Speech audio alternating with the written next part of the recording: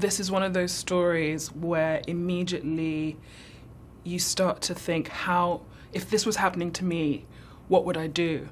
And that goes on many different levels. You've got your basic invasion story at the beginning where we've all had that nightmare. God, what if someone broke into the house or got into the building? So you go from like a survival story, which immediately grips the audience, to a kind of a moral, ethical, spiritual dynamic that the audience then has to ask themselves, well, what do I think about that? Can I even believe in that? It is terrifying. I think even by Night's standards, everyone's a little bit shaken by this story. There are things that happen in this movie that I would guess that people have never seen happen before. And as performers, you know, Night is challenging us. He's challenging us to push our own boundaries creatively, to have faith in him. He's having faith in us. You know, I think artistically that can be like just a really great breeding ground for creativity and inspiration, is to ask people to kind of go past their comfort zones.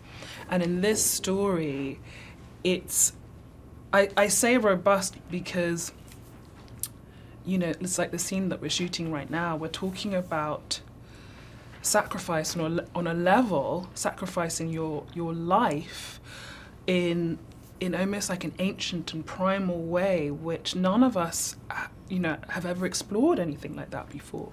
So we're all putting our trust in Night completely.